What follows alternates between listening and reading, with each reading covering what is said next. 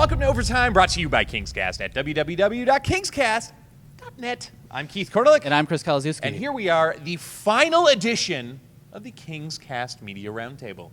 Enjoy.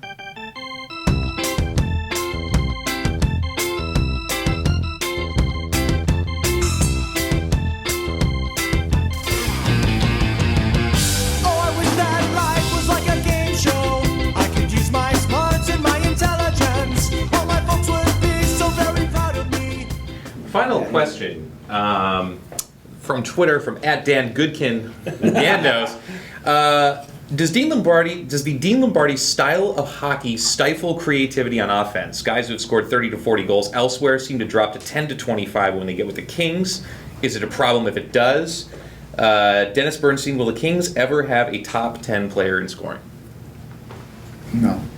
Not in this organization. Not with the philosophy. And go back to look at the coaches: Terry Murray and Darryl Sutter. Well, in scoring there's no Dan Biles. Scoring, you're talking points. But goal scoring, absolutely. Jeff Carter has the potential to be. But I think top 10 scorer. Yeah, overall scoring. Jeff Carter was 56th in scoring, which is behind Najee Kopitar. We're talking scoring, not goals. I mean, obviously he's got a talent. Unless the organization changes its philosophy on what they draft and how they draft. I don't see it, and which is fine. You can win games the other way. It's just that I go back and I look at that 6-5 game in the final and saying, okay, this is. Look, we thought that championship path was strong down the middle, defense, goaltender for the Kings, and then it changed because look what happened on defense. Right, Chara and Seidenberg stunk, and that's why they lost. Right, Keith and Seabrook were great. That's why they won. So I just think the organization has to look at more skilled players that may have a risk defensively. That, like Luke Robitaille, isn't the fastest, won't come back every shift. Patrick Kane doesn't come back every shift, and he won the Conn Smythe. He shouldn't have won the Conn Smythe. I know, but he won it. Right? So I think that's what you have to look at. I think if they start looking at these more gifted, skilled type of players that may be smaller, and I know you got a Kozin and a Neve who are smaller, but I think you look at the more. I think the Kings are at a point in time where they can take the risks that Kenny Holland did at the later ranks when you get Lidstrom in the 3rd round, and Zetterberg in the 7th round, and Datsuk in the 5th round, or whatever it was. I think you got to start looking at these high-skill, high-value players and take more risks because the core of this team is together. And like Jesse said, this is a team, won the Cup, went to the conference finals. This is not a disaster. They have a goaltender who's, in a Game 7, he needs to be better on Duncan Keith's shot, but I take him in a Game 7 against anybody else, right? So there's a lot of strength here. So I think this is where organizationally you can take those risks on those one-off players that, doesn't fit the mold. And I think forever, I've never liked that. Kind of a luxury. You can also, you can also, like a Kovalchuk type.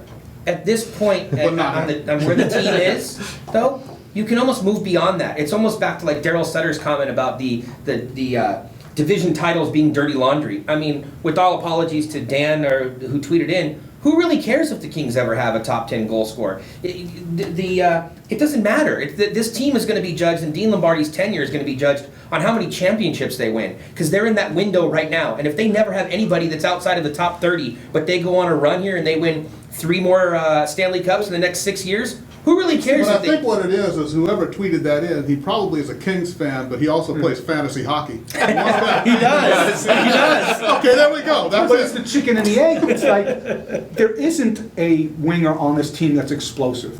Is that the last piece? Like when we talked about it 2 years about Rick Nash. Is it that Patrick Kane? They don't have that, and they don't have it coming either. Carter. That's the one thing. Yeah, Jeff Carter. Yeah, but they need one. Fast. They need one more. They have Carter and more. Toffoli. Toffoli is Carter light. Toffoli is going to score goals, and this is going to be a different conversation in a year from now. Toffoli is going to be a bad dude. I'll say that right now. But they need to get that. Welcome on board. They need to add that one more skilled player in the organization. I think that's got to shift. I get the core, I get the defense, I get the defending home plate, I get all that, but that's now settled.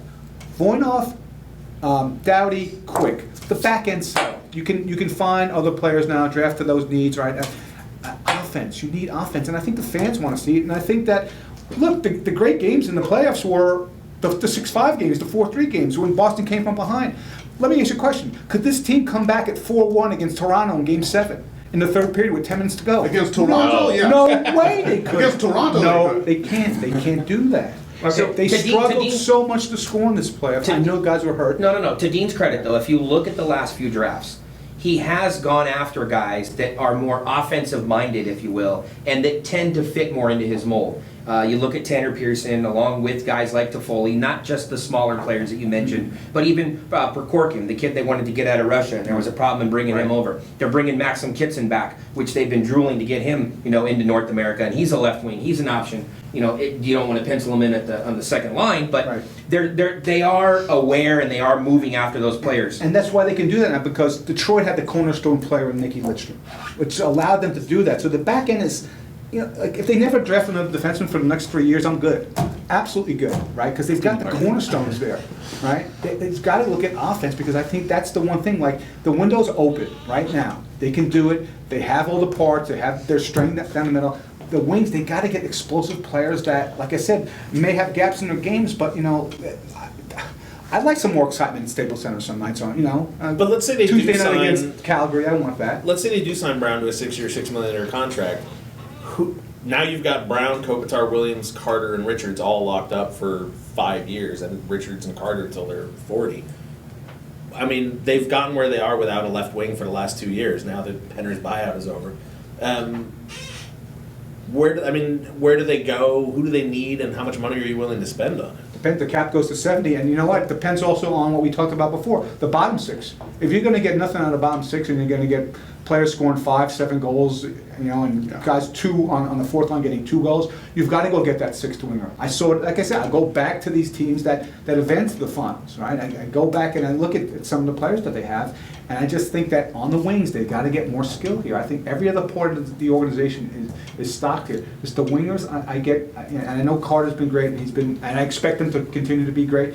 It's just that I want more skill on this team. And there's not a lot of offensive depth in the organization below the NHL level. That's the other thing. And what's the problem with having a skilled guy on the third and fourth line left wing? What's wrong with putting, the Blackhawks have Michael Frolik down there?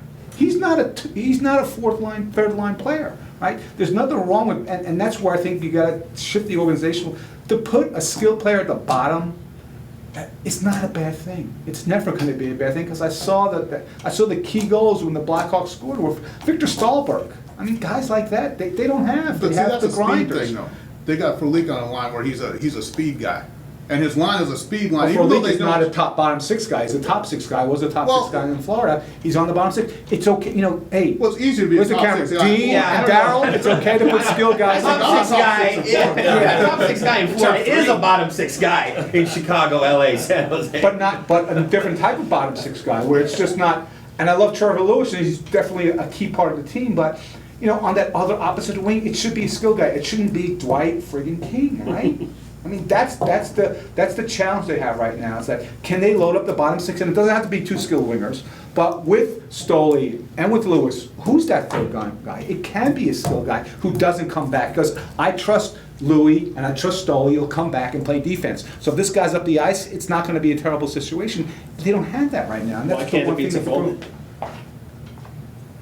That's not He's his not gonna destiny. get the minutes. He wasn't destiny. His destiny wasn't drafted to Yeah. get the Toffoli's bottom. a top Right. 6 guy. Right. Top 6 He guy. needs to They showed it to me. He needs the ice time. A lot of Well, power okay, play so time. Penner played second line left wing right last year, arguably. He played 12 minutes a game. Toffoli played 11:59. King played 12 minutes a game. I mean, I'm just saying, if you're going to start changing roles and wondering where guys are going to fit in the lineup, if they're not able to get an Aginlo, or if they're not able to move Williams or something like that for a high-end guy, would you rather play Toffoli with Stolen Lewis rather than try to convert him? I think it retards a year of his development. Yeah. It's a wasted Yeah. year for him. I mean, what are you going to do? He You're could going to play move Lewis over to left wing and let Toffoli play third line right wing? Oh, right, 'cause In a he's a defensive role? No, we'll No. scratch that idea. No.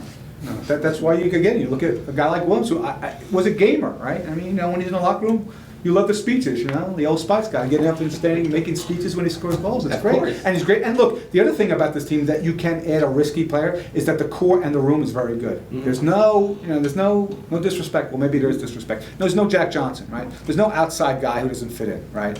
This team is tight. They're good. The core, you can trust them. You can trust them in the room. They've all won together. They like each other, right? There's no outcasts. So you can bring in that sketchy guy. It'd be okay to. I hear Sean Avery is available. Yeah. Right. No? Not that sketchy. Oh, Right. I think Dustin Brown would eat him alive.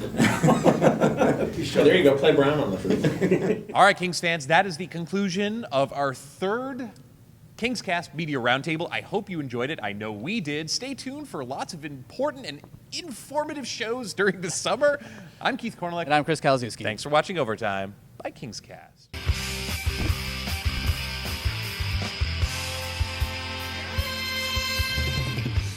Just tell me, what is it?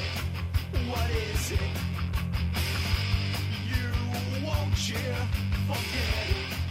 Forget it. We try hard. Yeah, I mean it. Yeah, I mean it.